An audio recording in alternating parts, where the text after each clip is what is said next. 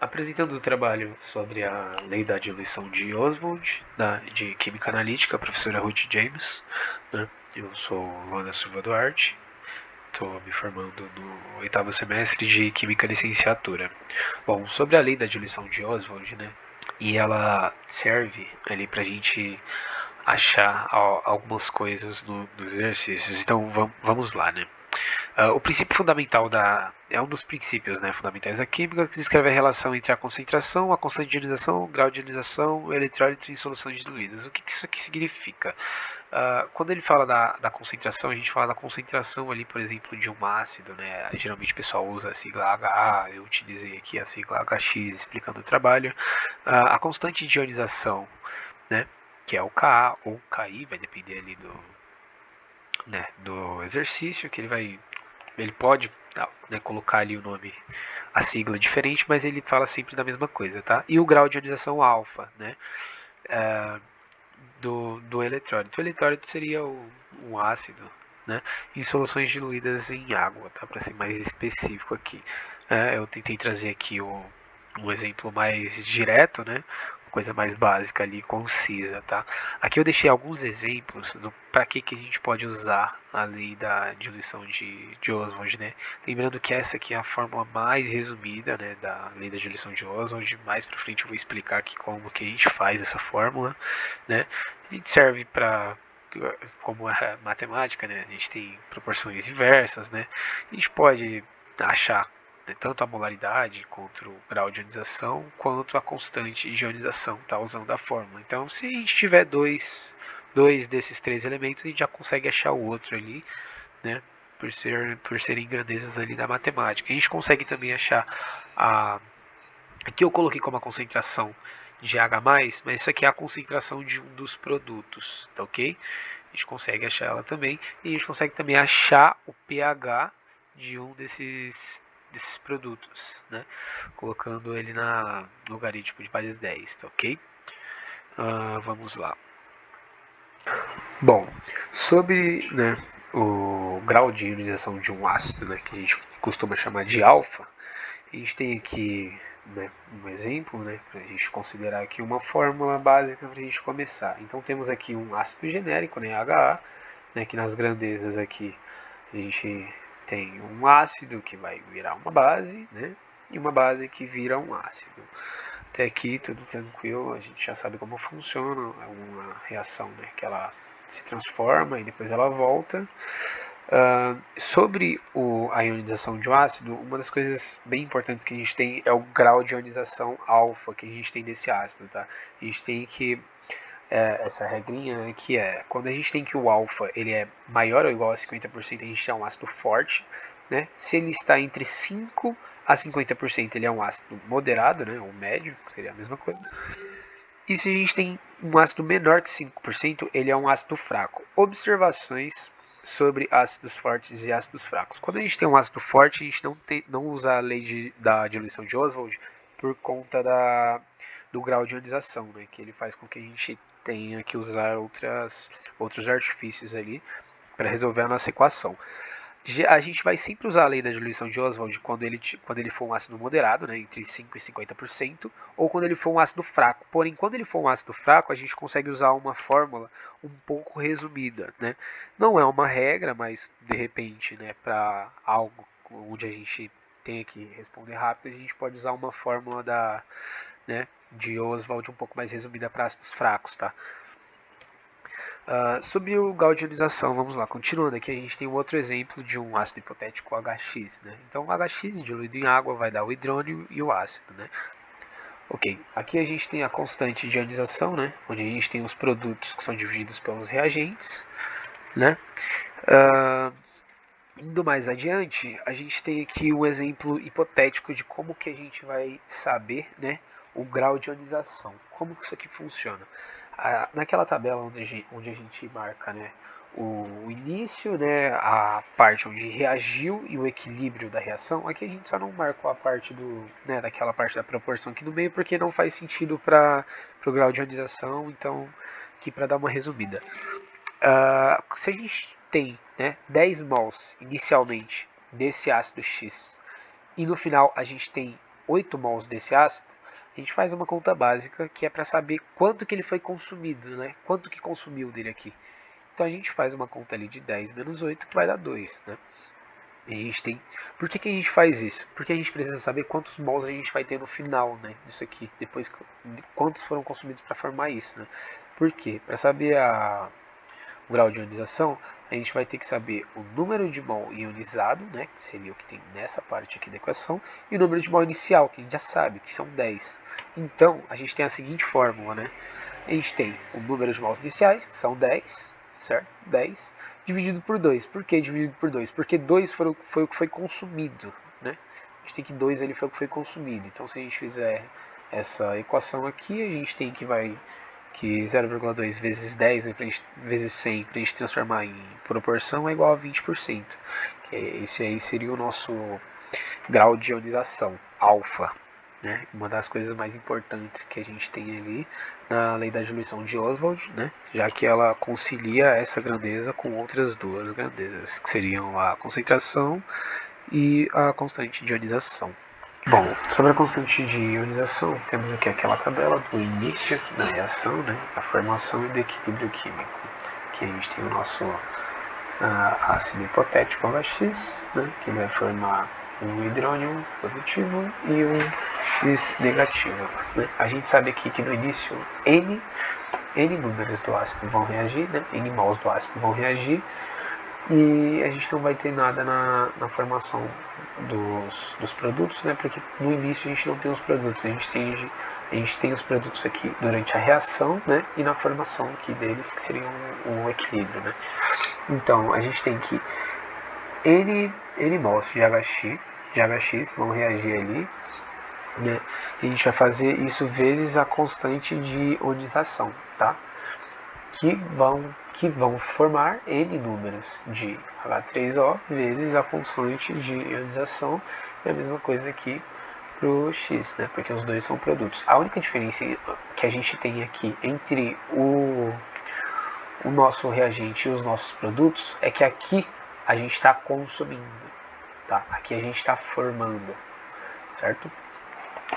No nosso equilíbrio, a gente vai ter que N, né, números foram consumidos por N vezes alfa, né?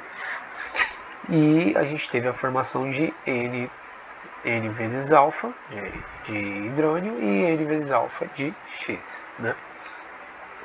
Bom, jogando isso aqui na fórmula, né, da constante de ionização, a gente tem aqui o nosso reagente e os nossos produtos, né? Só que como a gente tem que, né, reagir com os itens, né, colocando dessa maneira que a gente tem na tabela, a gente vai ter aqui que o hidrônio, né, ele vai sempre formar a mesma coisa que o X, né, para eles serem grandezas iguais ali de 1 para 1 para 1. Então a gente tem aqui, né, que o hidrônio e o X, eles vão formar N números vezes alfa, dividido pelo volume da solução, né? E o HX, a gente vai ter aqui, né, no equilíbrio, N números que foram consumidos menos N números que reagiram vezes a constante pelo volume. Se a gente simplificar e colocar o N em evidência, a gente tem que N, né, vezes 1 menos alfa dividido pelo volume, né? Um pouco mais adiante, a gente pode simplificar mais ainda, porque aqui a gente só vai substituir isso por isso, né? Então aqui o que a gente tem, né? A gente consegue simplificar algumas coisas. Então, simplificando aqui a relação, a gente tem que, na verdade, Ka ela vai ser N vezes alfa ao quadrado dividido pelo volume vezes 1 menos A, né? Que, simplificando ainda mais um pouco, a gente tem aqui, né, que KI ou KA, vai depender ali da questão, ela vai dar KI, KA, mas ele tá sempre falando, é bom a gente sempre entender que a gente está falando, né, da constante de ionização, tá, de Oswald. A gente vai ter aqui que KI, né, vai ser igual a alfa ao quadrado vezes m, que seria ali a molaridade, né? Por que a gente tem a molaridade? Deixa eu voltar aqui para explicar. Aqui a gente tem que N, o número, né, N vezes dividido por V é igual a molaridade, né? Seria o número de mols dividido pelo volume, tá? E aí a gente tem a molaridade, por isso que a gente substitui por M, tá? A gente pode fazer isso, né? Que simplifica mais ainda. A maioria das vezes a gente vai usar essa fórmula aqui. Por quê? Porque isso aqui é se o eletrólito ele for, né? Aqui está escrito como forte, mas na verdade é se ele tiver ali de 50% para baixo, né? A maioria das vezes a gente vai usar essa fórmula aqui, tá? Isso aqui é se ele for abaixo de 5%. Por quê? Porque se ele for abaixo de 5%, o valor disso daqui vai dar quase 1, né? Então a gente arredonda para 1. Como, por exemplo, se ele for 0,04, né? A gente fazer 1 menos 0,04 vai dar lá quase 1 ainda. Então é uma coisa que a gente consegue arredondar, tá? Por isso que a gente simplifica desse jeito. Porém, a fórmula mais utilizada é essa, que acaba sendo um pouco mais completa, tá show? Então, sobre a constante de ionização, isso que temos. Ok, sobre o exercício, né, que a gente tem que resolver utilizando a lei de lição de Oswald, vamos lá. Determine respectivamente o pH e a constante de ionização de uma solução aquosa em um ácido monocarboxílico a 0,01 mol a 25 graus que está a 20% ionizado após ter sido atingido pelo equilíbrio. Ok, o que ele quer aqui? O pH, a gente vai deixar aqui que ele quer o pH, a gente não sabe quem é, a constante de ionização, vamos lá então, que a gente vai colocar como K, A, que ele quer aqui também. Seguindo aqui, como ele pede, né, para a gente determinar respectivamente o pH, a gente vai ter que primeiro, né, descobrir qual que é o H+, né, o nosso produto, no caso dessa reação. Como que a gente faz isso? Inicialmente eu havia pegado um exemplo, eu vou trazer ele aqui de volta, deixa eu pegar ele aqui. Aqui, com a constante K, a gente quer saber o pH. Para saber o pH, a gente vai ter que saber o H+, né? O H+, ele nada mais é do que a massa vezes a constante de ionização, que a gente tem aqui que é 20%, certo? Então, para a gente saber aqui a concentração de H+, a gente vai ter que H+ é igual a massa vezes alfa. Então a gente vai ter que H+ é igual a 0,01 vezes alfa, né, que seria 20%, né, vai dar então 0,2. Show. Então a gente tem aqui que H+ vai ser o resultado disso aqui. Deixa eu fazer o cálculo. 0,01 vezes 0,2, a gente vai ter que 2 vezes 10 a menos 3 é a concentração do nosso H+. Agora a gente vai ter que colocar o pH. Para a gente fazer o pH, a gente tem que o pH é igual a menos log na base 10 da concentração do nosso querido H+ aqui, né? A gente quer saber o pH. Ok, só desculpa a escrita aqui, escrever com mouse é horrível. Recapitulando aqui, vamos lá. pH é igual a menos log de 10 de 2,10 a menos 3. Fazendo aqui essa continha, a gente tem que o pH é igual a, vamos lá aqui, menos log de... Eu tô fazendo na calculadora científica, tá, professora? Menos log de 10 elevado a... perdão, aqui. Menos log de mais 10, 2 vezes 10 elevado a menos 3. A gente tem aqui 2,7 arredondando. Então a gente tem que o pH disso aqui é 2,7, tá? Arredondando, show. Já temos o pH, a primeira coisa que ele pede. Deixa eu dar uma circulada. Show de bola. Agora precisamos apenas da constante de ionização. Indo para o cálculo da constante Ka ou Ki, né? Estou colocando aqui Ka. Vamos lá então. A gente tem aqui que Ka, né? Nossa constante de Oswald, é igual a molaridade vezes alfa ao quadrado dividido por 1 menos alfa. 1 menos alfa. Ok, alfa. Show de bola.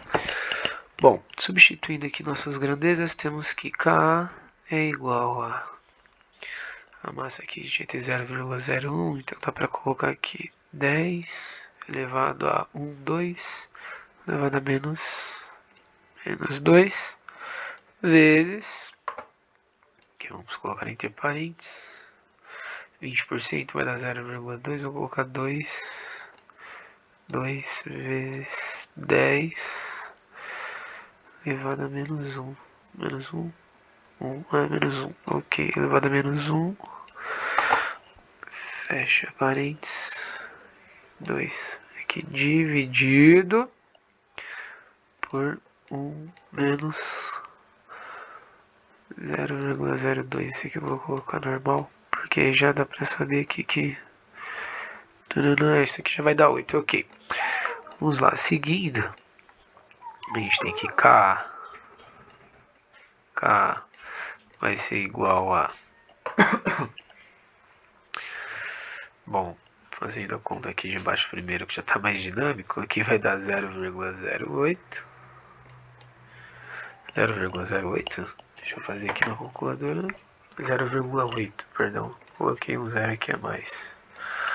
Ok, aqui primeiro a gente tem que resolver o parênteses, então a gente vai colocar aqui 2 vezes 10 a menos 1 vezes 2 vezes 10 a menos 1 vai dar 0,04, né? Que a gente consegue colocar aqui como 4 a 2 elevado a vezes 10 a menos 2. Fazendo uma calculadora científica aqui não deu notação, mas tudo bem. Aqui a gente vem vezes 10 vezes 10 vezes 2. Show de bola. 10 a menos 2, deu pra ver que é um 2, 2, ok, tá certo. Aqui a gente vê que o próximo é Ka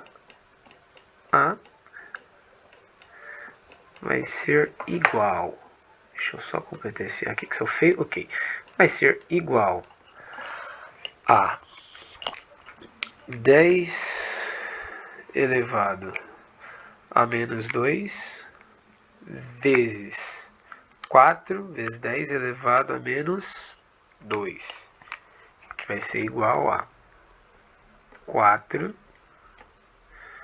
vezes 10 elevado a menos 4. Tem um pontinho aqui. Dividido por 0,8. Ok. Que vai dar Ka vai ser igual a aqui 4 vezes 10 elevado a menos dividido por 0,8, a gente vai ter 5 vezes 10 elevado a menos 4. Show de bola. Aqui temos o nosso pH conforme pedido e a nossa perdão, a nossa constante, né? Então aqui vai dar 2.7, vai ser essa ou essa. 5 vezes 10 a menos 4. A opção certa é a D. Então, 2.7, 5 vezes 10 a menos 4. Show de bola. Resolução do exercício aqui, né? Aqui a gente pode, né, notar aqui um exercício bem interessante, né? Porém, um exercício simples e bem dinâmico. Ok, uma observação que eu posso deixar aqui sobre esse exercício, né, e até sobre a lei de Joule de Oswald, é que a gente sempre tem que usar ela em monoácidos, né? Então a grandeza é de 1 para 1 para 1, tá? Conforme no exemplo lá que eu mostrei anteriormente. Ok, obrigado por assistir, né, professora? Espero que apenas você assista esse vídeo, porque eu sou horrível minha dicção. Mas enfim, obrigado até mais. Tchau, tchau. Eu vou deixar salvo isso aqui. Se você quiser que eu te mande, eu te mando, tá? Ok, brigadão. Tchau, tchau, até mais.